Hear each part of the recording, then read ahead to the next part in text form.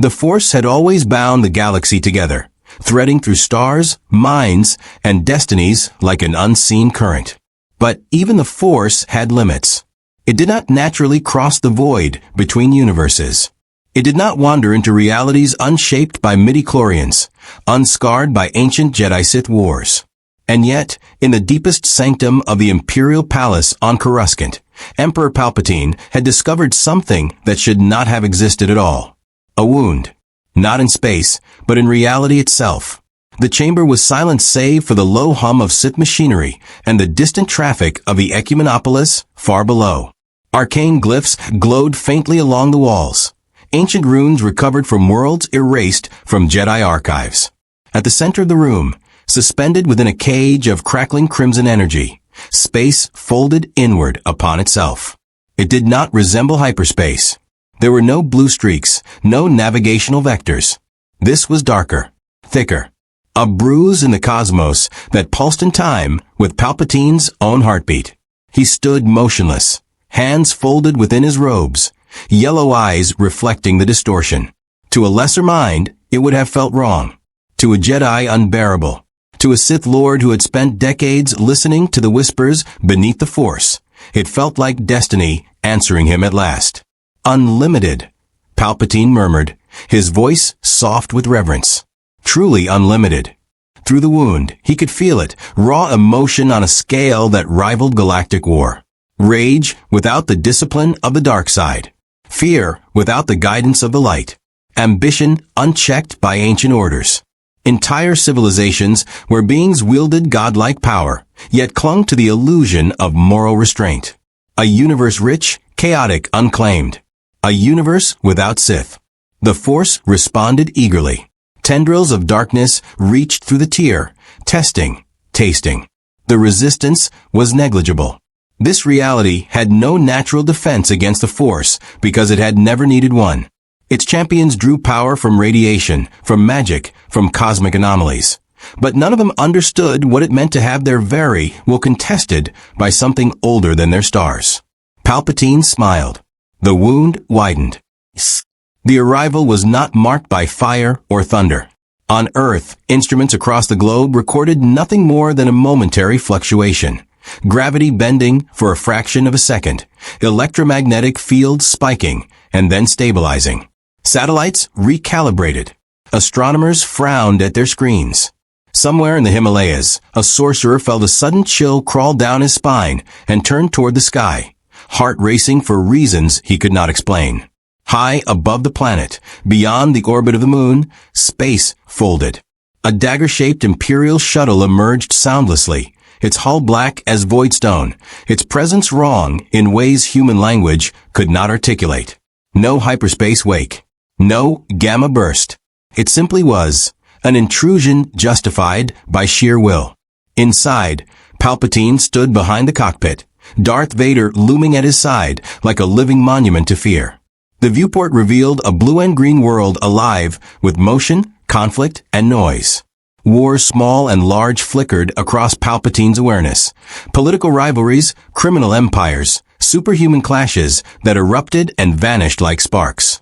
The dark side drank deeply. So much passion, Palpatine said, and no one to teach them how to use it. Vader remained silent. His mechanical breathing filled the shuttle, steady and relentless. Yet beneath the armor, something stirred. The Force here felt loud, chaotic, unfocused. It pressed against his senses with unfamiliar textures, minds blazing with power but lacking the clarity of Jedi or Sith discipline. These beings, Vader said at last, his voice distorted and resonant, they wield strength without understanding. Which makes them dangerous, Palpatine replied. And exploitable. The shuttle descended, cloaked by technology and the Force alike. It passed unseen through atmosphere and cloud, settling not in a city, but in isolation, an abandoned stretch of tundra where human conflict had already poisoned the land. Old scars of war, fear lingering in the soil, a fitting beachhead. The ramp lowered. The air was thin, cold, and sharp. Vader stepped out first, boots crunching against frost. He paused, senses expanding, mapping the world in invisible currents. The Force answered him instantly. not diminished, not distorted. If anything, it surged more freely here, unburdened by centuries of Jedi restraint. Palpatine followed, his cane tapping once against the ground. "This world will not fall by invasion," he said calmly. "That would unite its defenders." Vader turned slightly, awaiting instruction. "It will fall," Palpatine continued, "by choice." Within hours, the Sith presence began to ripple outward. In capital cities, influential leaders experienced sudden clarity. Ideas sharpening into certainties, doubts reframed as weakness. Policies shifted subtly toward authoritarian efficiency. Surveillance expanded. Emergency powers lingered longer than necessary. None of it felt forced. It felt reasonable. In criminal underworlds, ambitious figures dreamed bigger. They woke convinced that chaos was an opportunity, not a curse. Deals were struck that should have failed but didn't. Rivals made mistakes at exactly the wrong moment. And in the shadows, where monsters and miracles already walked, whispers began. Fear is strength. Order is mercy. Power unused is power wasted. Dr. Stephen Strange stood on the balcony of the Sanctum Sanctorum, cloak of levitation fluttering uneasily behind him. The city below bustled unaware. To his senses, however, reality felt strained, as if another set of hands had begun pulling invisible strings. "This isn't Dormammu," he muttered. "This isn't magic at all." The eye of Agamotto remained still. Time offered no answers. Elsewhere, in a high-tech facility ringed with repulsor towers and biometric locks, Tony Stark stared at a holographic readout that made no sense. Energy readings without a source. Influence without transmission. Behavioral prediction models skewing toward authoritarian outcomes across multiple governments simultaneously. "That's not a glitch," he said quietly. "That's a pattern." In space, far from Earth, cosmic entities shifted uneasily. A god of thunder felt anger stir too easily. A cosmic warrior felt resolve harden into something colder. The universe had gained a new axis, and it did not care about heroism. Back on the frozen tundra, Palpatine closed his eyes and spread his awareness fully. "So many champions," he said, savoring the word. "All convinced they stand alone." Vader watched the distant horizon, hand flexing unconsciously. "Who do we break first?" he asked. Palpatine's smile was thin, patient, inevitable. "None of them," he said. "Not yet." He turned his gaze toward the planet, toward its heroes and villains alike. "First," the Emperor whispered, "we teach them why they want to kneel. If you want to see more characters enter the Star Wars galaxy, or the galaxy conquer new worlds, hit that subscribe button and drop the name of a character you'd want to see in the comments below. May the Force be with you." The first governments fell without ever realizing they were under attack. There were no Sith troopers marching through city streets, no star destroyers blotting out the sky. The Emperor understood this world far too well for such crude displays. Earth's defenders were conditioned to respond to spectacle, to alien invasions, killer robots, rampaging gods. Fear, yes, but fear that unified. Palpatine required a subtler flavor, the kind that isolated. Across continents, advisors rose quickly through political hierarchies, their rise explained away as coincidence or competence. They spoke of efficiency, of security, of preemptive control in an age of superhuman unpredictability. Their arguments were persuasive because they were not lies. This world was unstable. Heroes leveled cities in their battles. Villains escaped prisons built by politicians who barely understood the threats they legislated against. People were tired of hoping extraordinary individuals would save them. The dark side did not create that exhaustion. It merely gave it direction. In one nation, emergency surveillance legislation passed unanimously after a senator survived an assassination attempt by a powered criminal who should not have known his route. In another, enhanced individuals were quietly required to register for public safety, the databases overseen by newly created agencies with opaque oversight.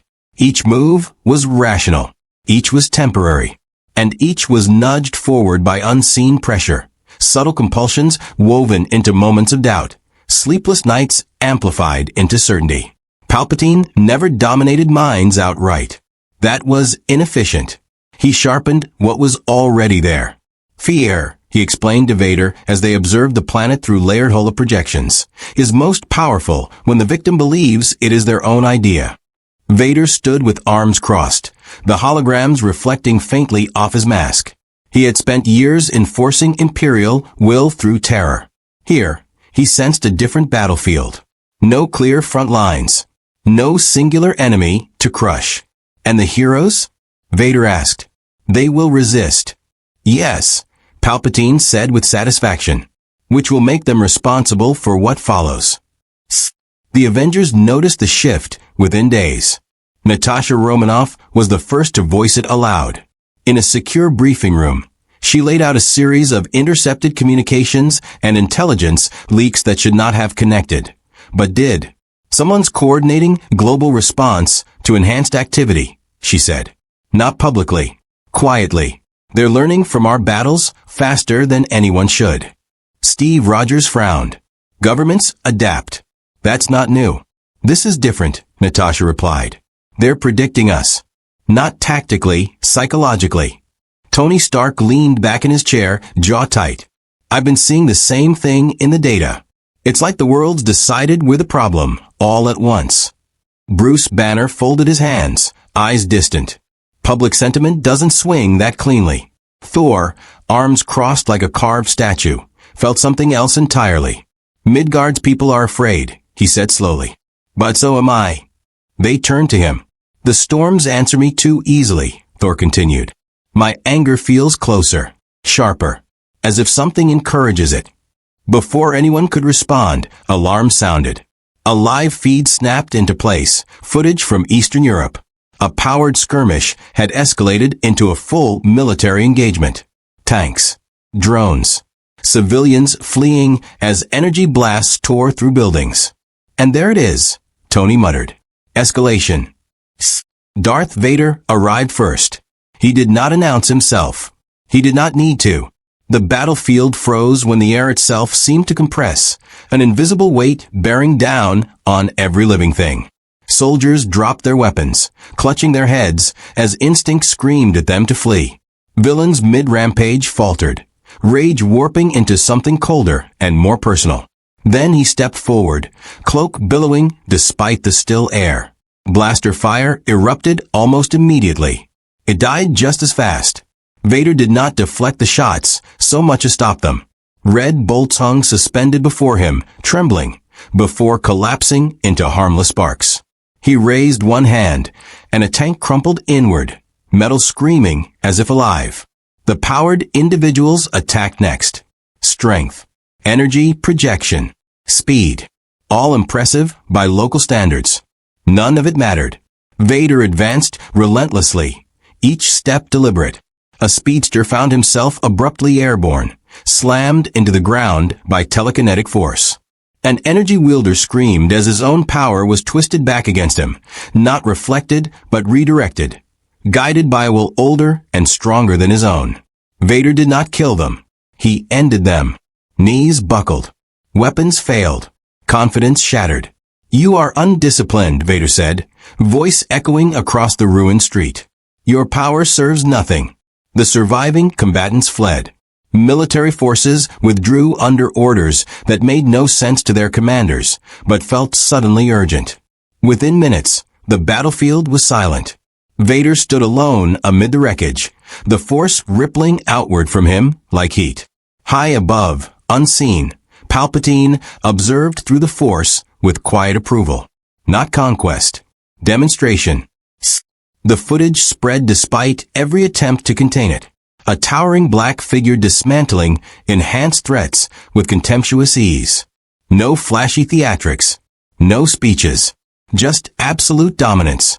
The internet fractured instantly. Some called him a demon. Others a god. Conspiracy forums exploded with theories. Governments quietly classified the event under a dozen competing threat assessments. Dr. Strange watched the recording frame by frame, magical senses flaring uselessly. There's no spell work, he said grimly to Wong. No invocation. No energy draw I recognize. Then what is it? Wong asked. Strange swallowed. Will. Weaponized will. For the first time since becoming Sorcerer Supreme, Stephen Strange felt profoundly unprepared. Vader returned to the tundra without incident. The Emperor awaited him, seated calmly upon a portable throne, hands steepled. They will talk, Palpatine said. They will argue. They will divide themselves trying to decide whether you are a threat or a solution. Vader inclined his head. Several of them could be useful. Yes, Palpatine replied softly. That is the next lesson. He rose, extending his awareness toward the planet once more. Already, fault lines were deepening. Heroes questioned oversight. Governments questioned trust. Citizens questioned hope. All empires are built on the same foundation, Palpatine continued. The belief that chaos must be controlled. This world already believes it. We need only show them who is capable of doing so. Vader looked toward Earth, feeling the pull of countless minds. Some bright, some broken, some burning with resentment. Who will fall first? He asked. Palpatine's eyes gleamed. Not the strongest, he said. The ones who believe themselves incorruptible. Fear opened the door. Vader decided who walked through it. He did not hunt randomly. That was the mistake of lesser enforcers. Instead, he studied. Through intercepted data, whispered reports, and the subtle guidance of the dark side, patterns emerged. This world's champions defined themselves not by obedience or creed, but by identity, symbols they believed unbreakable. God, genius, monster, king, savior. Each title was a fault line waiting for pressure. The first test was deliberate. A city on the brink. Not a capital. Not a battlefield. Just a place where desperation already simmered. Gangs enhanced by stolen tech battled over territory, their conflict spilling into civilian districts. Local heroes had tried and failed to contain it. The people were tired of collateral damage disguised as protection. Vader arrived at dusk. He did not announce judgment. He enforced order. Gang leaders were pulled screaming from fortified hideouts by invisible hands, dropped before their followers, and left alive but broken. Weapon caches imploded in synchronized silence. The fighting stopped not because Vader threatened, but because resistance felt suddenly pointless. Cameras captured only fragments, shadows moving against brick walls, red light cutting briefly through smoke. Enough to feed rumors. Enough to let fear do the rest. Within hours, something remarkable happened. The city stabilized. Crime plummeted. Civilians returned to the streets. For the first time in years, children slept without sirens in the background. The news struggled to frame it. Condemnation rang hollow against visible results. Order had arrived, and it wore black. The Avengers debated intervention. Again. This is exactly what he wants, Steve Rogers argued, standing at the head of the table. We don't let fear decide what's right. Tony paced, agitation sharp in every movement. I know that. But you saw the metrics. That city's safer now than it's been in a decade. Safety at the point of a blade isn't safety, Steve shot back. Thor said nothing. He stared at the table, jaw tight. Somewhere deep, he felt the echo of Vader's actions resonate uncomfortably with his own memories of Asgardian rule, when order had been enforced because it worked. Bruce finally spoke. There's something else. Banner hesitated, choosing his words carefully. When he was there, the Hulk was quieter. The room went still. What do you mean? Natasha asked. I mean the rage didn't spike. It focused, like something was pressing it into a shape. Tony, stop pacing. That's not good. Palpatine watched these developments with patience bordering on indulgence. See how quickly they adapt, he said, addressing Vader. They are not repelled by tyranny when it delivers results. Vader remained unmoved. Several enhanced individuals have begun seeking me out. Palpatine's interest sharpened. Seeking you. Not to fight, Vader clarified. To understand. Among them were villains tired of losing, mercenaries frustrated by inconsistency, and most intriguing of all, Heroes whose faith in the system had begun to erode. They came cautiously, alone or in secret, driven not by malice, but by doubt. Vader met none of them. Not yet. Instead, he chose one. The confrontation took place in the ruins of an abandoned industrial complex, its skeletal frame silhouetted against a storm-dark sky. The figure waiting there radiated contained fury, green eyes burning with barely restrained power. The Hulk growled low in his throat as Vader emerged from the shadows. "You the one making all the noise?" Hulk rumbled. Vader felt it immediately. The duality. Rage vast enough to drown cities, chained by fragile will. A creature at war with itself. "You are powerful," Vader said. "And enslaved." Hulk snarled. "Hulk free." Vader extended a hand. The force pressed inward, not to crush, but to stabilize. Hulk's muscles tensed, then eased. The endless roar in his mind dulled, compressed into something sharp and controlled. Hulk blinked. "Quiet," he muttered. "You are feared because you lack control," Vader continued. "I offer you mastery." The Hulk roared, leaping forward with earth-shaking force. Vader met him head-on. The impact cracked concrete for kilometers. Hulk's strength was immense, greater than anything Vader had faced outside the largest beasts of the Outer Rim. But raw power without discipline was predictable. Vader redirected, tripped, used the Hulk's own momentum to slam him into the ground again and again, never striking to kill. Each time Hulk rose, his attacks grew less wild, more focused, learning. The realization hit Vader like a blade. This world did not simply contain power. It bred it. And power that learned discipline. Vader disengaged abruptly, stepping back.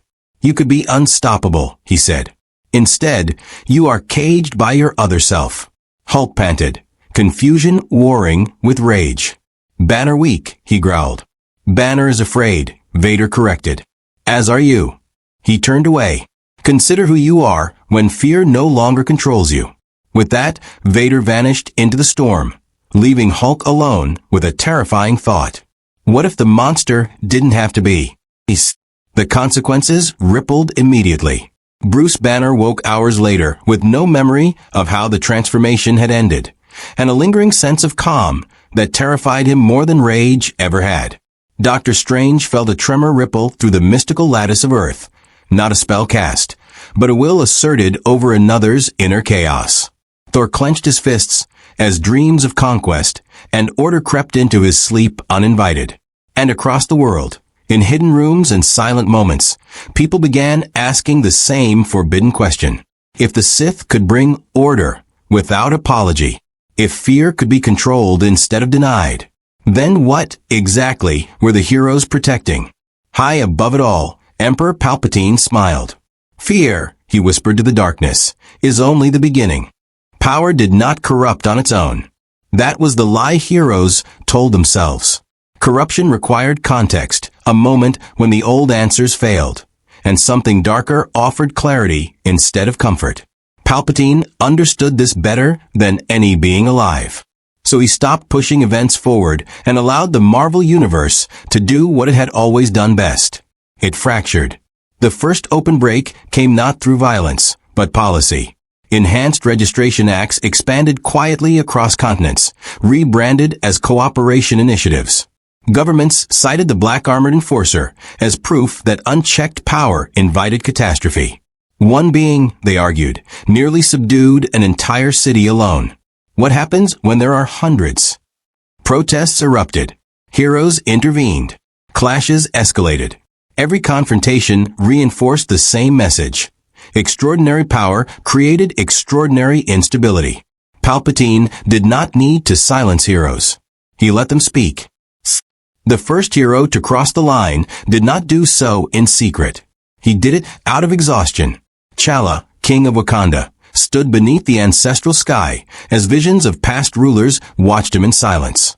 Wakanda had remained neutral longer than most, its technology and borders holding firm against outside pressure. But neutrality had a cost. Refugees came seeking safety. Espionage attempts multiplied.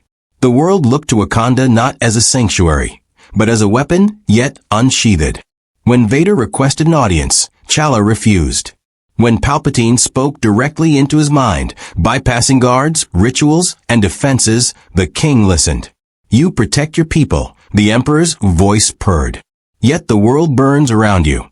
Chala bristled, forcing the presence away, but the words lingered. Order through strength. Peace through inevitability. The Sith did not demand Wakanda kneel. They offered it exemption, not alliance. Recognition. Chala rejected it publicly. Privately, he began preparing for a world where heroes were no longer enough. Elsewhere, corruption took a more familiar shape. Wilson Fisk had ruled New York's underworld through influence and intimidation, but even he understood limits. Superhumans disrupted markets. Heroes ruined leverage. Order was impossible when chaos wore a cape. When Palpatine's agents, human, not Sith, approached Fisk, they did not threaten him. They offered infrastructure. Suddenly, Fisk's operations ran with military precision. Rivals vanished without trace. Law enforcement looked the other way, convinced it was the lesser evil compared to unchecked vigilantes. Fisk never met the Emperor, but he felt the presence behind the deal, cold, vast, approving. For the first time, crime felt efficient. Dr. Strange confronted the truth too late. In the sanctum's lower vaults, ancient wards screamed as something pressed against them, not breaking, but studying. Strange traced the sensation to its source, following it beyond Earth, beyond magic, into something terrifyingly alien. This isn't a demon, he whispered. It's a philosophy.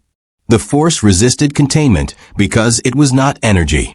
It was belief made manifest. Strange attempted to bargain. Palpatine answered. You mistake me for a conqueror, the Emperor said calmly, his spectral image forming within the sanctum as wards flickered and failed. I am a teacher. You're dismantling free will, Strange snapped. No, Palpatine replied. I am revealing its weakness. The cloak of levitation tugged anxiously at Strange's shoulders as he realized the truth. The dark side did not enslave minds, it aligned them. Fear, anger, ambition, these were not imposed. They were refined. You can't rule this world, Strange said. It won't accept you. Palpatine smiled thinly. It already has. The projection vanished, leaving Strange alone, and uncertain for the first time since taking the mantle of Sorcerer Supreme. The Avengers broke apart shortly after. Not dramatically. Not with blows. With votes. Steve Rogers refused to operate under enhanced oversight. Natasha argued for compromise. Tony pushed for controlled cooperation, convinced he could build safeguards into the system. Thor abstained entirely, his faith shaken by visions of a future where gods enforced peace by decree. Bruce said nothing. He hadn't slept in days. The Hulk had been manageable, quieter, and Bruce could not escape the horrifying relief that came with it. When the team dissolved into independent operations, Palpatine considered it a milestone. Heroes rely on unity, he told Vader. Sith rely on inevitability. And the outliers? Vader asked. Palpatine's gaze turned inward, toward specific minds resisting alignment. They will be broken, he said. Or elevated. The true turning point came when a city asked for Sith protection. Not through fear. Through petition. After a catastrophic battle between enhanced beings leveled multiple districts, local leadership issued an unprecedented request. Not for Avengers. Not for global coalitions. For him. Vader arrived openly this time. No battle followed. He established curfews. Removed criminal leadership overnight. Neutralized threats before they escalated. The city stabilized in days. Cameras captured civilians bowing, not in worship, but gratitude.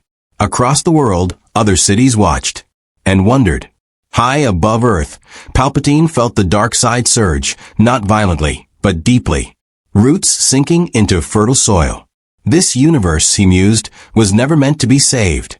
Vader stood silently beside him, feeling the pull of a world that no longer screamed in fear, but whispered in acceptance. The Sith had not conquered the Marvel Universe. It had invited them in. Dr. Strange stopped trying to fight the dark side. That realization came to him in the astral plane, hovering above a fractured reflection of Earth where lines of influence pulsed like veins beneath the surface of the world. He had cast barriers, woven counterspells, invoked relics that had turned back elder gods, and none of them had even slowed what was happening. The Force did not tear holes in reality. It occupied it. Magic bent reality through rules, symbols, and bargains. The Force bent people. Strange drifted lower, watching nodes of influence brighten. Cities stabilized under Sith oversight, governments consolidating power, heroes retreating into isolation or internal conflict. The dark side wasn't choking the planet. It was teaching it a new equilibrium. And that was the most dangerous thing of all. Back in the physical world, Strange opened the book of the Vishanti and found something deeply unsettling. There was precedent. Not for the Sith, but for philosophies like them. Civilizations where order had been enforced through will alone. Where belief systems rewrote metaphysical law simply by being accepted widely enough. Those civilizations hadn't fallen to invasion. They had agreed to transformation. This is a mimetic threat, Strange muttered. An idea that reshapes reality by being believed. Wong looked up sharply. Can it be unlearned? Strange didn't answer. Thor Odinson stood at the edge of the Atlantic, lightning crackling idly around Stormbreaker as dark clouds churned overhead. He had fought tyrants, mad gods, and cosmic annihilation.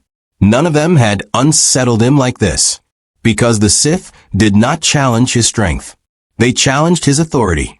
When Vader appeared on the cliffs behind him, Thor did not turn. He felt a presence, heavy, controlled, disciplined rage wrapped in iron. You rule through fear, Thor said. I enforce order, Vader replied. You ruled through bloodline. Thor bristled, lightning intensifying. Asgard protected the realms. And fell, Vader said calmly. That struck deeper than any blow. They fought, not explosively but precisely. Thor's strength was immense, his blows carrying the fury of storms and ancient gods. Vader met them with the Force, redirecting kinetic energy, absorbing lightning into his blade and dispersing it into the air. The dark side fed on Thor's anger, sharpening Vader's focus. But Thor was no mortal. He adjusted, calmed his breath, centered himself not in rage, but responsibility. The clash ended in stalemate, ground shattered, sky torn open above them. You could rule this world, Vader said. They would follow you. Thor looked out at the distant lights of human cities. They should never have to. Vader studied him for a long moment. Then you will lose it, he said, and departed. Thor remained unsettled, not by defeat, but by how reasonable the offer had sounded. The Sith adapted. Palpatine saw clearly now. Brute domination would not break Earth's champions. Corruption required personalization. So he changed tactics. He did not go after the strongest. He went after the responsible. Chala found Wakanda increasingly isolated. International alliances frayed as Sith-influenced blocs accused Wakanda of hoarding solutions while the world burned. Refugees pressed harder at the borders.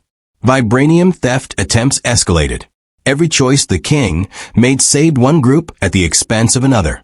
Palpatine whispered again, not as a threat, but as counsel. A king must choose who benefits from peace. Chala did not answer. But Wakanda began quietly coordinating with Sith-controlled cities, sharing intelligence, not allegiance. Cooperation without submission. Palpatine accepted this. For now. Tony Stark nearly broke. His systems showed undeniable results. Reduced casualties, stabilized regions, lower global destruction indices wherever Sith influence spread. Every engineer's instinct told him to optimize, to improve, to integrate. But every night he dreamed of Ultron. Order imposed by a mind convinced it knew better. When a Sith envoy requested a meeting, no force, no intimidation, just discussion, Tony refused. Until the envoy left behind data. Not weapons. Not surveillance. Models. Perfect predictive frameworks for superhuman conflict de-escalation. Tony stared at them for hours. And didn't destroy them. He Bruce Banner finally sought out Dr. Strange. "I think the Hulk is listening," Bruce admitted quietly. Strange's expression darkened. "Listening to what?" "Discipline," Bruce said. "Control. When I'm angry, there's something there now. Not a voice. A structure." The implication chilled them both. The dark side wasn't creating monsters. It was giving them purpose. Palpatine sensed resistance hardening, not into rebellion, but into alternatives. Heroes weren't rallying. They were adapting, compromising, rationalizing. Exactly as he'd hoped. "Magic bends," he told Vader. "Gods hesitate. Kings calculate. And heroes," he smiled, "justify." "Will any oppose us openly?" Vader asked. "Yes," Palpatine said. "Eventually. They always do." His gaze turned inward, toward the few minds still burning defiantly. Steve Rogers foremost among them, stubborn as a dying star. "They will give us our final lesson," the Emperor continued. "Hope." Vader's hand clenched slightly. "And then," Palpatine's smile widened, cruel and patient. "Then we teach this universe why hope needs to be ruled."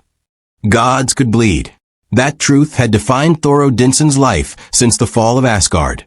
But in the weeks that followed his encounter with Darth Vader, he learned a harsher lesson. Gods could kneel. Not physically. Not yet. But ideologically. Across the cosmos, disturbances rippled outward from Earth. Worlds that had long balanced their own fragile orders felt something new press against them. Not conquest, but influence. The dark side did not announce itself beyond the planet. It simply resonated. Wherever conflict already existed, it deepened. Wherever pride burned, it sharpened. Cosmic beings noticed. The Nova Corps increased patrols near Sol without explanation. The Kree Supreme Intelligence diverted processing power to a single question. What is the Force? Even entities older than stars felt an unfamiliar pull.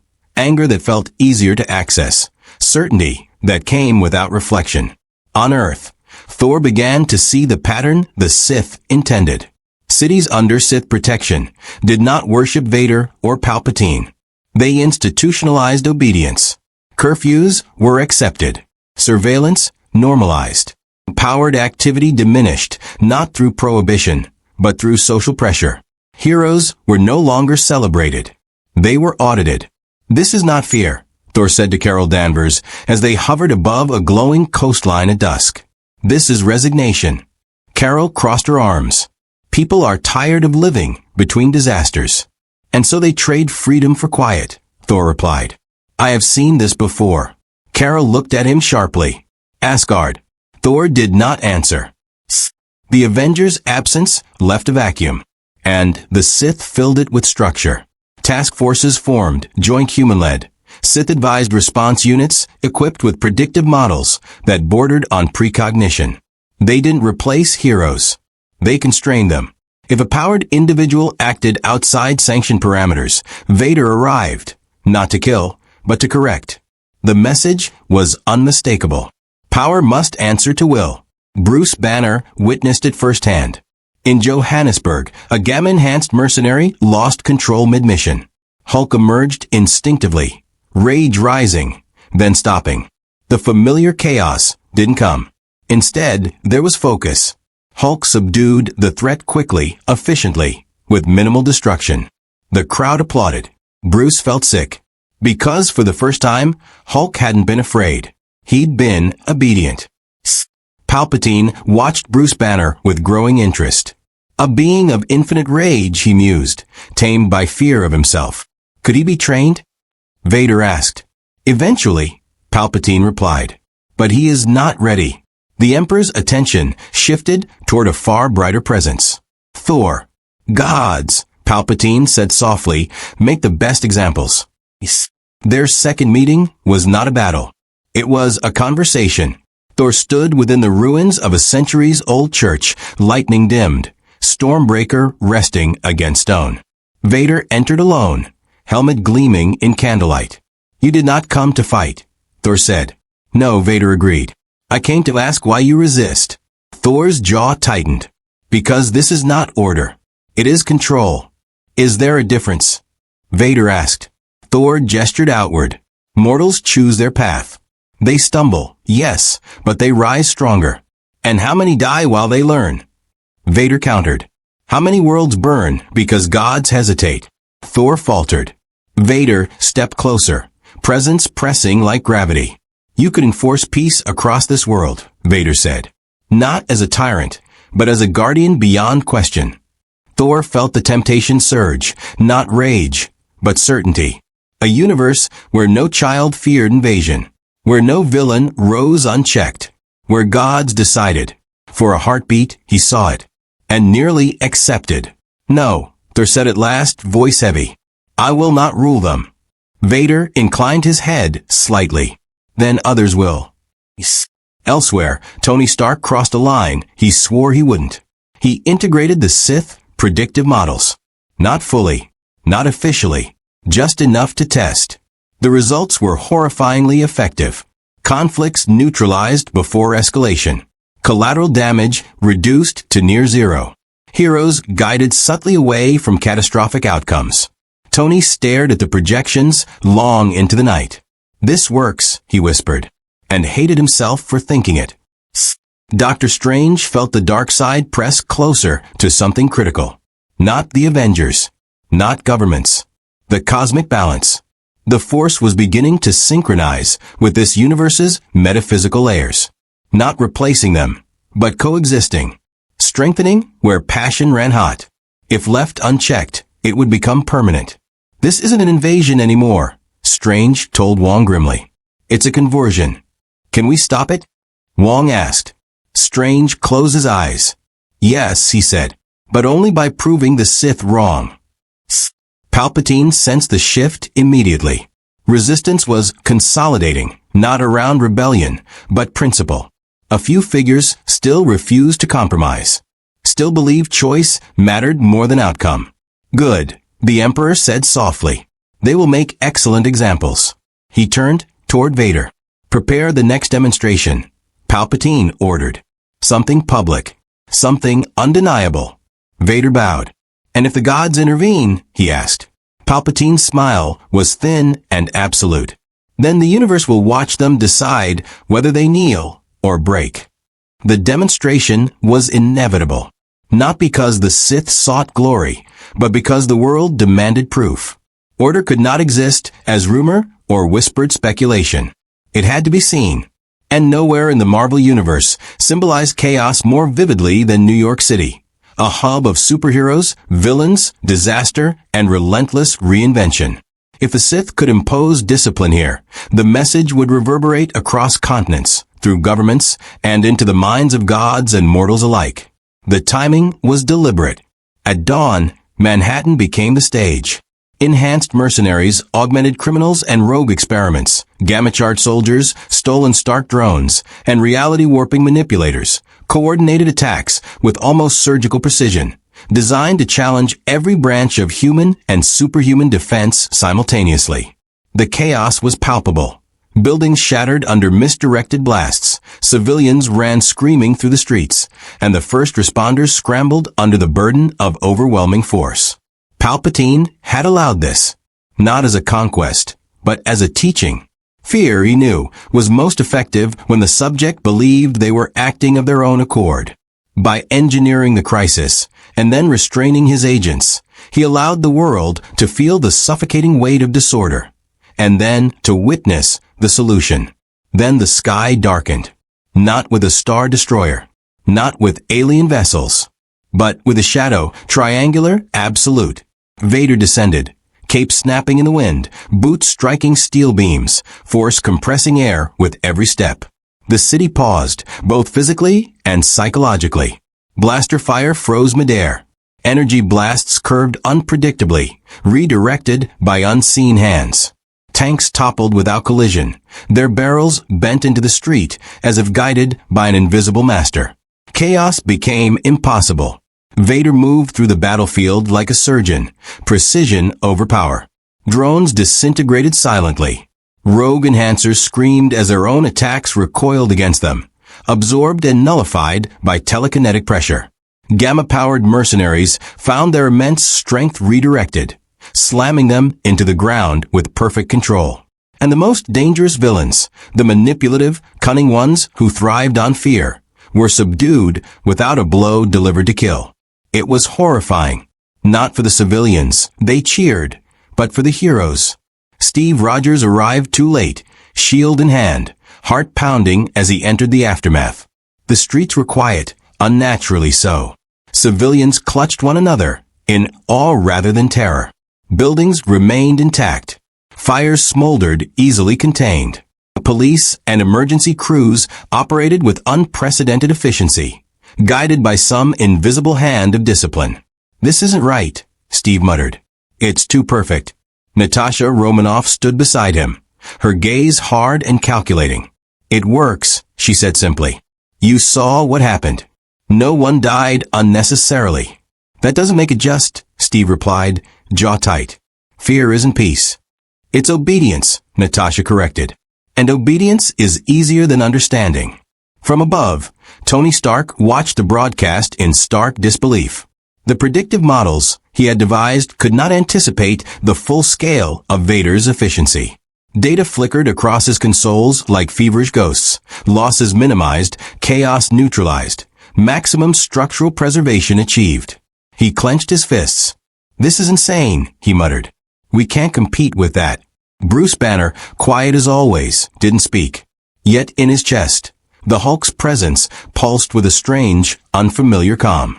The same Hulk who once rampaged through entire city blocks, without thought, now felt disciplined.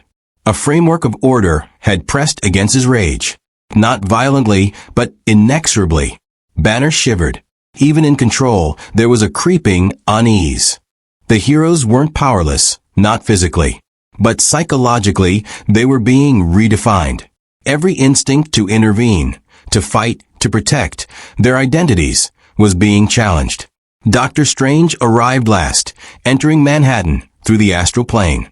His eyes widened as he witnessed the invisible contours of influence.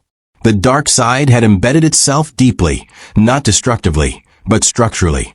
The city's chaotic energy had been converted, constrained, and aligned without a single strike. Spells, wards, and protective glyphs flared uselessly. The force here wasn't just a presence. It was a philosophy enforced through consequence. "This is no ordinary domination," Strange whispered to Wong, voice tense. "It's a mimetic control of will, a systemic influence over belief and behavior." Wong frowned. "Can it be undone?" "Yes," Strange said cautiously. "But only if we dismantle the framework entirely, and that would shatter everything that came after." Vader surveyed the world from the streets. He was no stranger to chaos, yet the thrill he had known on countless battlefields across galaxies was replaced by something subtler. The intellectual conquest of an entire planet. Each move calculated. Each intervention purposeful. Every action precise, controlled, unrelenting. Civilians didn't flee in panic. They returned to the streets with cautious hope. Heroes didn't resist. They hesitated, analyzing, doubting, recalculating. When Thor descended from the sky to intervene, it wasn't an immediate clash. The storm god was unsettled, not by Vader's skill, but by the logic behind it. The armored figure didn't kill, didn't maim unnecessarily. Yet every strike, every redirection of energy, every suppression of uncontrolled power communicated a message far deeper than any battle could. Obedience ensures survival. Resistance ensures failure. Thor tried to fight in pure strength. Lightning flared, storms converged, hammer strikes tore through concrete. Vader met every blow with cold discipline, redirecting kinetic energy through the Force, absorbing attacks, and neutralizing them with precision. Hours passed. The fight escalated from destructive to philosophical. It ended not in victory, but in stalemate, a mutual recognition of capability, and a dawning comprehension. The Sith did not merely dominate, they taught control. Elsewhere, the world was fracturing silently. Chala monitored Wakanda's borders and global communications. The Sith influence, while not invading, altered the perception of leadership, turning cities into examples and framing compliance as morality. Refugees from controlled zones poured into neutral regions. International alliances shifted as fear of being ineffectively governed pressured smaller nations into compliance. Even leaders of superhuman coalitions began questioning whether unbridled power truly protected people, or merely prolonged chaos. Meanwhile, Wilson Fisk, ever calculating, capitalized on the new equilibrium. Sith advisors approached him, not as a threat, but as consultants. Operations ran with surgical efficiency, rivals eliminated without exposure, and the criminal underworld reorganized under principles of order enforced through subtle intimidation and political manipulation.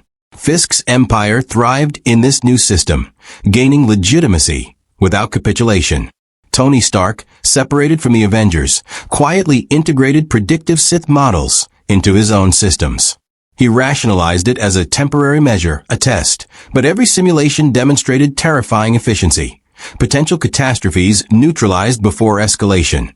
Destruction reduced almost entirely. Civilians safeguarded. Stark felt a thrill he hated. The models worked. They worked too well. Bruce Banner, observing these events, realized the Hulk's transformations were being subtly constrained by Vader's philosophy.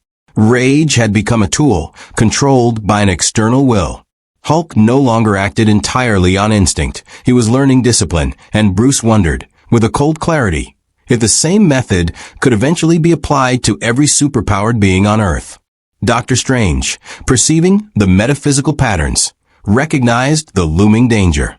The dark side was no longer an invasive force. It was a cultural, psychological, and metaphysical tide. Resistance could not simply fight. It had to prove that autonomy was worth risk, or it would be rationalized into irrelevance. Palpatine watched it all from beyond Earth. "The tipping point is near," he said softly to Vader. "The humans have witnessed order. They have seen efficiency. They have tasted control that is painless, yet absolute." Vader inclined his head. And the heroes? Disoriented, fragmented, subdivided by ideology rather than capability. Palpatine replied. "They are learning the wrong lesson, that chaos is failure and compliance is survival. Soon, even the gods will question the cost of resistance." The world's perception had changed irrevocably. News footage circulated of New York before, during, and after Vader's intervention. Civilians described calm where there had been panic. Emergency teams reported efficiency without coercion. Heroes discussed tactical failures, not of skill, but of judgment. Governments quietly revised policies on superhuman oversight. Society at large began whispering an unspoken question.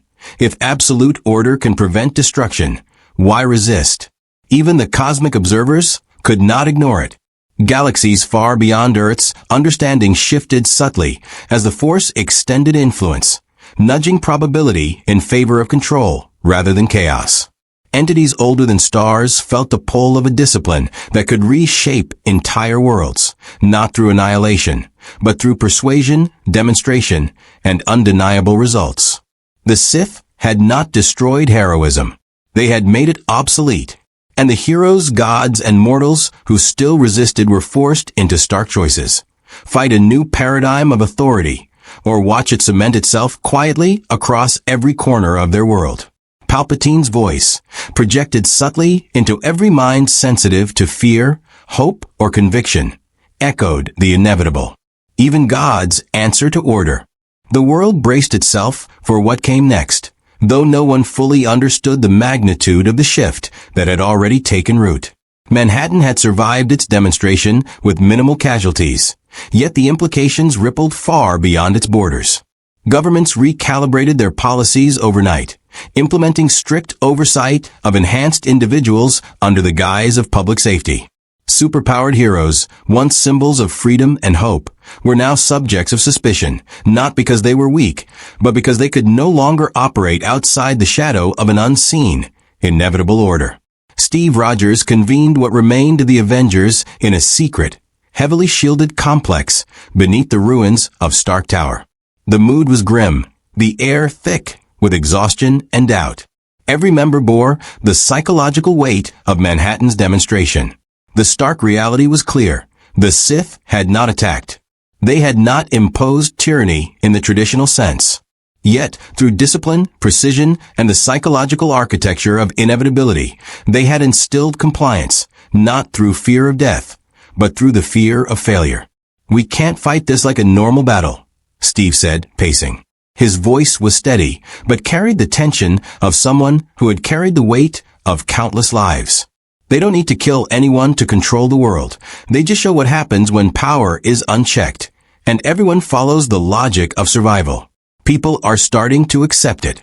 Even heroes are starting to question their own judgment." Thor leaned heavily on Stormbreaker, the storm surrounding them inside the hidden complex, a reflection of his inner turmoil. "I have faced tyrants before," he said, his voice resonant and solemn, "but never one who teaches the lesson so subtly.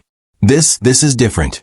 They are not taking what is ours. They are reshaping what we believe is necessary to keep the world alive." Dr. Strange, seated cross-legged on a levitating platform, his robes rippling in the residual magical energy, nodded gravely. "It is not conquest in the traditional sense. The Sith do not destroy. They refine. They restructure. They do not seek to dominate the body. They dominate the will. And in doing so, they control outcomes across the world without firing a single weapon directly. The metaphysical implications are catastrophic. If this continues unchecked, the very nature of choice itself will be altered." Bruce Banner's eyes, usually calm behind glasses and controlled reasoning, were sharp with unease. "Even the Hulk is changing," he admitted quietly. "He listens now, not to me, but to structure. Force or no force, the principles they've introduced are embedding themselves. If they can tame the Hulk, they can influence everyone with power. And if that principle spreads," he trailed off, letting the unspoken threat hang in the air. Natasha Romanoff, leaning against the wall, her eyes narrowed, finally spoke. "Then we stop them. Not through traditional means. Not by fighting directly. We need strategy. Disruption. Something that undermines the framework before it becomes a permanent paradigm. If we let them control perception, if we let people choose inevitability, it's over. Even gods will be compromised." Thor's eyes narrowed. "And yet, if we fail, the universe will bend willingly to their doctrine. Obedience will replace courage. Discipline will replace heroism. The Sith are not winning through fear. They are winning through reason and example." Steve shook his head. "Then we must create a demonstration of our own. Something undeniable. Something that shows the world that the Sith's order is not infallible. That choice, chaos, and imperfect heroism are still essential. But to do that," he paused, "we'll have to operate outside the rules entirely." Meanwhile, Palpatine observed the hero's deliberations from across the galaxy. He did not require a visual feed. The dark side flowed into his awareness, mapping human thought, measuring intent, calculating potential outcomes with the precision of a master tactician. "Discontent simmers," he murmured to Vader. The Sith Lords stood at his side, mask reflecting a faint, crimson light. They are forming alliances, debating strategy, and yet none have acted openly. The lesson is nearly complete. They are learning, subtly tragically, how order appears inevitable when presented without overt coercion. Vader inclined his head. "Will they resist openly?" Palpatine's gaze, sharp and absolute, pierced the space between stars. "They will. And when they do, it will provide the universe with a final irrevocable choice, to embrace the structure or to defy it. It is in the defiance that the Sith will teach the ultimate lesson about the weakness of free will." Above Earth, cities now functioned in quiet, efficient harmony. Infrastructure rebuilt, crime suppressed, conflicts between enhanced individuals preempted by subtle intervention, often by ordinary law enforcement subtly guided by Sith influence. Governments voluntarily adjusted policies to centralize power, rationalizing oversight as necessary for survival. Stark, Thor, Banner, and Strange watched the world's acceptance with horror, not because it had failed, but because it had already succeeded in embedding itself in society's psyche. T'Challa of Wakanda, the Black Panther, confronted the philosophical threat the Sith posed in his own realm. He had resisted publicly aligning with Sith initiatives, but in private, he felt their influence pressing against the borders of his mind and the morality of his decisions. Refugees were arriving in unprecedented numbers, and neighboring nations pressured Wakanda to share vibranium resources for the collective good, invoking examples of the New York demonstration. He realized the Sith's method, to not merely enforce compliance, but to make resistance inefficient, impractical, and morally ambiguous.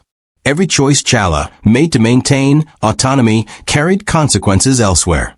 Every refusal to cooperate risked innocent lives. Every alignment, however partial, reinforced the Sith's demonstration of superior foresight. It was a trap not of strength, but of principle. In Manhattan, Tony Stark quietly began using the predictive Sith models in a different capacity. Not to follow them, but to anticipate their next moves. Data from the demonstrations, simulations of hero behavior, probability curves of public perception, all fed into his systems. He realized with growing horror that even attempts at disruption were being mapped, analyzed, and potentially neutralized before execution. And yet, Tony's mind refused to accept absolute defeat. If the Sith relied on patterns and predictable human behavior, then unpredictability, chaotic, irrational heroism, could be weaponized. But to act, he would need cooperation from others. Cooperation he was unsure they could give under the pervasive weight of the Sith's influence. Doctor Strange's warnings deepened. The Sith's philosophy has extended beyond influence into reality itself. The Force now interacts with Earth's metaphysical layers. Probability, decision-making, and the very nature of free will are being subtly aligned with their will. We are not fighting soldiers. We are fighting inevitability incarnate. Steve Rogers' jaw tightened. Then we hit the world where they least expect it, the heart of their demonstration. Public perception. If we can disrupt their image, even briefly, it can reignite doubt. Once doubt spreads, free will returns, even partially, and the structure begins to crumble. But it has to be perfect. Every move calculated, but the appearance of chaos. Thor gritted his teeth. A storm of chaos against the most disciplined order the universe has ever seen. Yes, Natasha said. And if we fail, the Sith's definition of peace becomes the new default. Even gods will bow to its logic. The convergence of heroes, gods, sorcerers, and strategists formed the last true alliance uncorrupted by the Sith. They were not unified by protocol, loyalty, or ideology, but by necessity. Their plan required audacity. Infiltrate the demonstration centers, challenge the narrative of infallibility, and reveal the Sith's control as a choice, not a law of the universe. Bruce Banner volunteered to act first, cautiously testing the limits of the Hulk's obedience. Tony Stark devised a series of controlled disruptions, simulations, and decoy strategies to force the Sith to respond. Thor and Chala coordinated direct engagement in strategic hotspots, aiming to create visible failures in the Sith's flawless enforcement. Strange prepared metaphysical countermeasures to isolate the influence of the dark side on probability itself, bending perception at the source. The heroes were preparing a war that was not merely physical. It was philosophical, psychological, and spiritual. Every step would be scrutinized. Every miscalculation magnified. And yet, for the first time since Manhattan's demonstration, they felt a spark. Resistance was still possible. Palpatine watched, not with concern, but with curiosity. Every calculation he had made remained sound. The heroes were intelligent, capable, and persistent. Yet he derived amusement from their stubbornness. They are predictable, he said, voice a whisper that stretched across light years. Even in defiance, they act within the constraints of morality, of empathy, of flawed human thinking. That is their weakness. Vader stood silently. And if they succeed, Palpatine's smile was thin, deliberate, and absolute. Then we teach them again. This universe will always need lessons in the inevitability of order and the cost of choice. If they believe themselves free, they are still bound to consequences, to principle, and ultimately to the dark side. The heroes could feel it already. Palpatine's influence was everywhere, calculated, elegant, terrifyingly patient. Yet the seed of disruption had been planted. Doubt, chaos, and the human, or superhuman, spirit were awakening again. New York, Manhattan, the Marvel Universe itself had seen order. Now they would see resistance. And the battle for the soul of Earth and every free choice it contained was only beginning. The final confrontation was inevitable. Not because the Sith demanded it, but because resistance had crystallized into a force that could no longer be ignored. Manhattan had been a demonstration, a warning, and the seed of global compliance. But even the most disciplined systems faltered under the pressure of true heroism and unpredictability. Steve Rogers, Dr. Strange, Thor, T'Challa, Tony Stark, Natasha Romanoff, and Bruce Banner stood ready, not as soldiers, but as embodiments of free will, flawed, dangerous, and brilliantly unpredictable. From above, Palpatine observed. His mind reached across the galaxy, threading the Force into the very psyche of Earth's inhabitants, bending probabilities, nudging outcomes. Yet he welcomed the challenge. "It is time," he said to Vader. "Let us show them the full measure of inevitability." Vader's black boots struck the rooftop of Stark Tower. His crimson blade hummed in the dim light. "The heroes are prepared," he noted, voice calm but resonant. "Will this confrontation be decisive?" Decisive. Palpatine mused, fingers steepled. "No, it will be illustrative. The universe must understand that defiance carries consequences, and that even gods, even champions, are bound by order if they choose to resist too long." The city was a storm of tension as heroes and Sith forces converged.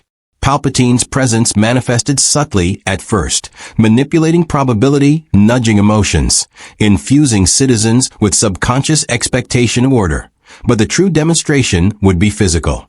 Sith warriors, empowered and disciplined, executed complex maneuvers across Manhattan, isolating zones, guiding civilians, and creating tactical bottlenecks that tested the Avengers' strategy. Thor descended first, lightning crackling across the sky. Stormbreaker met a force-shielded assault, energy and magic intertwining in a dance of raw power and controlled discipline. The clash was not merely physical, it was a dialogue. Every strike and counterstrike communicated intent, philosophy, and the question, what is the value of raw strength when guided can achieve the same outcome without chaos? Tony Stark piloted a fleet of repurposed Stark drones, calibrated to exploit gaps in Sith coordination. The drones were precise, mobile, and lethal, but not enough to disrupt the calculated pattern Vader had established. Each strike was anticipated, redirected, or neutralized with preternatural efficiency. Tony cursed under his breath. "They're not reacting, they're predicting." Bruce Banner, wary of the Hulk's conditioning, tested his limits. Every surge of gamma-powered rage was tempered, disciplined by unseen forces. The Hulk moved with precision, yet instinctual ferocity was dampened. Banner realized with horror that the Sith's influence was not simply psychological. It was metaphysical, shaping even elemental forces. Dr. Strange confronted the Sith on a higher plane, astral projection interweaving with arcane power. Spells collided with the Force, magic interfacing with the dark side in a complex ballet. For the first time, Strange felt truly challenged, not by raw strength, but by the intimate fusion of philosophy, discipline, and power. Every counterspell he cast was anticipated, every illusion discerned. Palpatine remained distant, observing, nudging probabilities, amplifying subtle fears, reinforcing discipline, yet also measuring the resilience of his opponents. He had expected resistance. He had anticipated flawed tactics. But what he had not fully accounted for was the unquantifiable factor, human or superhuman, while operating unpredictably, fueled by hope, morality, and defiance. The battle escalated into the very heart of Manhattan. Skyscrapers shuddered as Thor's lightning met force-generated shields. Iron Man and his drones executed rapid, chaotic attacks. The Hulk moved unpredictably, finally breaking free momentarily from subtle conditioning, roaring with a force that shook concrete. Strange manipulated the astral plane, creating localized anomalies that destabilized Sith formations. Vader confronted Steve Rogers directly. The shielded hero moved with tactical genius, anticipating the Force's pressure on his environment. Every strike was met with a counter. Every tactical maneuver was analyzed and met with philosophical precision. Vader did not seek to destroy. He sought to teach, to impose a pattern, to illustrate inevitability. Steve parried, blocked, countered, and improvised. Each exchange became a microcosm of a larger battle. Freedom versus inevitability. The city became a theater for this philosophical and physical confrontation. Civilians caught in the storm watched silently, their attention captivated by the spectacle and the deeper message being transmitted, not merely about survival, but about choice. Chala engaged in guerrilla operations against Sith-controlled zones, exploiting weaknesses in urban logistics. His tactical genius challenged the Sith's efficiency, but every success came at a moral cost. Civilians were endangered not by his actions, but by the reactions they provoked. Each decision became a calculus of ethics versus effectiveness, a reflection of Palpatine's ultimate strategy. Resistance must choose, and every choice carries weight. Thor and Hulk fought side by side, creating a storm of raw power, pushing the boundaries of the Sith's predictive discipline.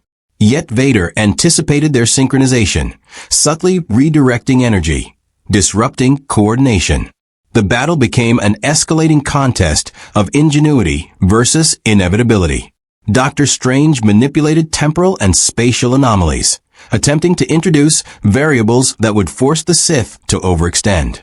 Palpatine countered indirectly, reinforcing order, subtly adjusting probabilities, amplifying doubt in the minds of heroes. The confrontation was no longer simply physical. It was metaphysical, psychological, and philosophical.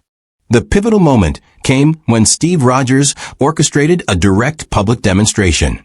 Using coordinated diversions, controlled chaos, and careful timing, he exposed the Sith's manipulations to the citizens of Manhattan. For the first time, the populace witnessed that the order imposed by the Sith was a choice, not an immutable law. The city collectively gasped as controlled interventions were revealed as calculated strategies, not miracles. This revelation rippled across the planet. Governments hesitated. Citizens questioned compliance. Enhanced individuals began doubting obedience. The balance of psychological power shifted, just enough to inject doubt into the Sith's deterministic framework. Palpatine, observing, remained outwardly calm. "Interesting," he murmured. "They are clever, but they are flawed. They underestimate the inevitability of consequence." Vader sensed the cracks forming in the framework. Even the smallest deviations could propagate, yet he did not falter. He adapted, countered, and pressed forward, turning the confrontation into a final teaching moment. The battle culminated at the city's apex. Strange, Thor, Steve, Chala, Stark, Natasha, and Banner coordinated a unified assault designed to destabilize the Sith's philosophical and physical dominance simultaneously. Energy, magic, and raw force collided with the Sith's precision, creating a maelstrom that was chaotic, unpredictable, and beautiful. Palpatine's influence extended everywhere, yet the unpredictable variables, the unquantifiable human elements of creativity, resilience, and moral conviction, resisted neat categorization. The Force clashed with Earth's native metaphysical energy. Lightning met dark side manipulation. Gamma energy intertwined with willpower and hope. The clash became a crucible, testing the limits of both universes simultaneously. In the final moments, Steve Rogers faced Vader once more. Shields clashed against lightsaber, philosophy against philosophy. Vader spoke, voice resonant and unyielding. "Your morality will fail. The universe prefers efficiency." Steve, sweat and blood staining his armor, replied, voice unwavering. "The universe needs choice. Imperfect, chaotic, human choice. And we will fight for it even if we fail." Their final clash sent shockwaves across the city. Buildings shuddered, energy rippled through the streets, and civilians watched, held in rapt attention, as the culmination of the philosophical and physical struggle unfolded. It was not merely a battle for Manhattan. It was a battle for autonomy, free will, and the very soul of the Marvel Universe. And as the dust began to settle, the outcome, though not absolute victory, would define the trajectory of this new, darkly disciplined world. The battlefield lay in uneasy silence. Manhattan, once a storm of chaos and calculated order, now bore the scars of both conflict and revelation. Smoke rose in thin, curling columns from cracked streets and shattered structures. But there were no casualties of consequence. At least, none beyond what the heroes had anticipated. The city had witnessed the clash between absolute order and human, or superhuman, willpower. The world had seen that even the most disciplined and efficient domination could be challenged, disrupted, and questioned. Steve Rogers, standing atop the remains of Stark Tower, surveyed the aftermath. His armor bore scratches, dents, and burns, each marking a moment when philosophy clashed with raw power. Around him, Thor adjusted Stormbreaker, his expression a mixture of exhaustion and awe. Doctor Strange floated a few inches above the ground, robes frayed from magical exertion, his eyes scanning for lingering anomalies in the metaphysical fabric of reality. Bruce Banner's hands shook slightly, Hulk contained yet still tense, while Natasha Romanoff maintained a cautious watch over the streets, sensing every ripple in the city's energy. T'Challa remained poised, calculating the political and moral consequences of every decision that had unfolded. The Sith were no longer directly visible, yet their presence lingered in every corner, subtle and persistent. Vader had withdrawn, his disciplined projection still imprinting order on zones of the city he had traversed. Palpatine's influence remained omnipresent, a shadow over the collective psyche, reminding every hero and civilian alike that the universe could be disciplined without forceful annihilation. "This changes everything," Steve said quietly. "Not because we won the fight, but because we reminded the world that choice still exists, that resistance is still possible." Thor nodded, storm clouds dissipating in the sky above. Yes, and yet they are not defeated. The lesson is not erased. The Force and will combined are powerful, and the Sith are patient. We have shown strength, but they have shown inevitability. Doctor Strange's gaze was sharp. Patience will be tested. The framework they've constructed is resilient, adaptable. It has already altered perceptions, shifted probability, and embedded itself in society's understanding of order. What we have done is punctured the illusion, not destroyed it. The fight is far from over. Banner exhaled slowly. Even the Hulk, he felt the influence. Not control, but the weight of inevitability. We've disrupted it temporarily, but it's still there, a force shaping behavior at a fundamental level. We've proven resistance, but the universe is still listening to them. Natasha's voice was cold but resolute. Then we must remain vigilant. This isn't a victory. It's a reprieve. Every hero, every system, every civilian who chooses to act independently must be aware that the Sith are still orchestrating outcomes, still embedding subtle patterns of compliance. Our next steps need to be surgical, precise, and unwavering in principle. T'Challa, voice firm yet measured, added, and this will require collaboration beyond the battlefield. Politics, perception, ethics, they are all weapons now. We've shown that power alone does not guarantee obedience, but we must also show that morality, courage, and choice can coexist with effectiveness. The world is watching, and they will decide which path they prefer. Across the globe, subtle disruptions began to spread. Localized rebellions, not overtly violent, arose as civilians and minor superhuman factions began testing the limits of Sith-imposed order. Stark systems, integrated with analytical models, helped predict where the influence might crack, guiding heroes to points where symbolic victories could be achieved. Doctor Strange conjured temporary wards around major cities, isolating areas of intense Sith metaphysical influence, providing zones where choice could flourish unimpeded. He whispered to Wong, "It's temporary, but necessary. These pockets must remain independent, visible, and influential enough to remind the world that order is not absolute." Steve and Thor moved through the streets, coordinating efforts with Natasha and T'Challa. Each encounter with controlled civilians, minor enhanced individuals, and residual Sith agents became a demonstration of autonomous action. They showed that one could intervene without coercion, protect without enforcing, and resist without succumbing to chaos. Meanwhile, Palpatine observed from beyond the stars, his eyes calculating, mind omnipresent. They have resisted, he murmured to Vader, but only as far as their will allows. They have punctured the framework, but have they shattered it? No.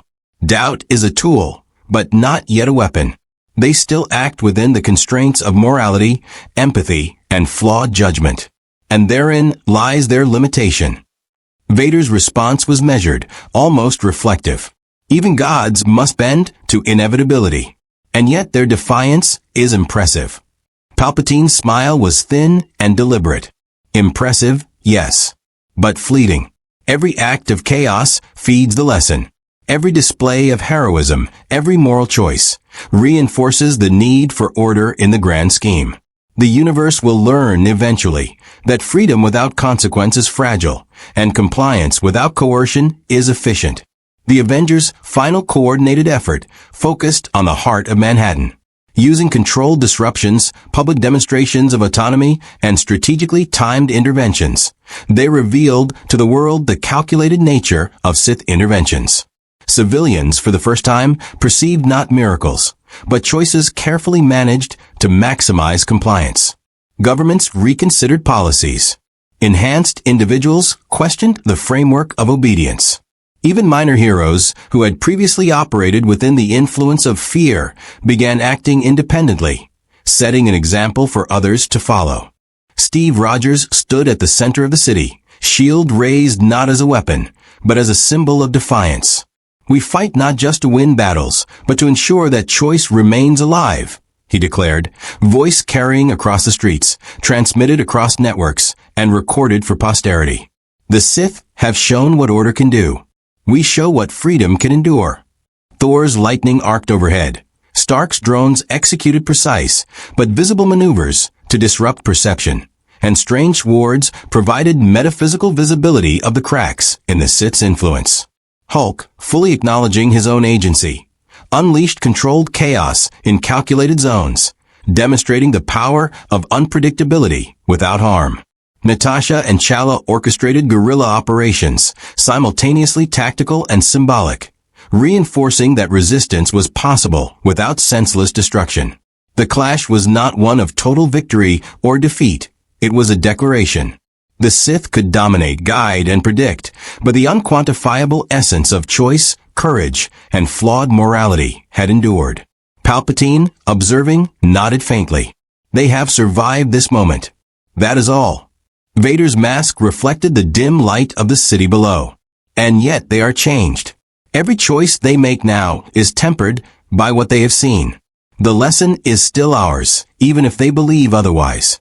As night fell, the city of Manhattan recovered under a fragile equilibrium. Civilians began rebuilding, governments quietly adjusted policies, and heroes returned to vigilance, aware that the Sith's influence remained pervasive yet imperfect. The demonstration had ended, but the struggle for autonomy and moral agency would continue. Steve Rogers, standing with his allies, looked over the skyline. This is far from over, he said. But we've reminded the world and ourselves that choice still matters. Dr. Strange nodded. And as long as choice exists, resistance will continue. The Sith may impose structure, but the human spirit, and the superhuman spirit, will always find ways to disrupt it. Thor smiled faintly, raising Stormbreaker. Then let them see. Let the universe remember that even in the face of inevitability, courage and will endure. Bruce Banner placed a hand on Steve's shoulder. We've survived. That's enough for tonight. But tomorrow we prepare again. Natasha Romanoff's eyes scanned the city, sharp and vigilant. And the day after that. And the day after that. They are patient. So must we be. Chala folded his arms. The battle is never over, but we have given the world a choice. And that is worth everything. In the distance, the faint glow of the Sith lingered, omnipresent, calculating, inevitable. But for now, the heroes had proven something vital. Freedom, though fragile, had not been extinguished. And the universe, caught between order and chaos, could still hope. The city slept fitfully, aware that the struggle for autonomy would continue. Yet for this night, the Marvel Universe had survived, resilient, defiant, and unbroken. The clash of universes had reshaped the very notion of power. The Sith had arrived with mastery, precision, and an unyielding philosophy that challenged the Marvel Universe not through annihilation, but through disciplined inevitability. Heroes faced a stark revelation. Raw strength and moral clarity alone could not counter the subtle, pervasive influence of order enforced without coercion. Yet, even as the Sith demonstrated their terrifying efficiency, the unquantifiable elements of choice, courage, and flawed morality endured. Manhattan became a symbol, a crucible in which free will was tested, challenged, and ultimately reaffirmed. The heroes, though battered and wary, had proven that resistance was possible. They had disrupted the framework of inevitability, reminding the world that autonomy could survive against calculated domination. Governments hesitated, civilians questioned, and enhanced individuals discovered that compliance was not destiny. Palpatine and Vader, though unshaken, had witnessed the resilience of flawed yet determined spirits. The Sith's lesson was not complete, but the universe had glimpsed the enduring power of choice. In a world where absolute order seemed irresistible, the spark of rebellion remained, alive, defiant, and waiting for the next moment to ignite.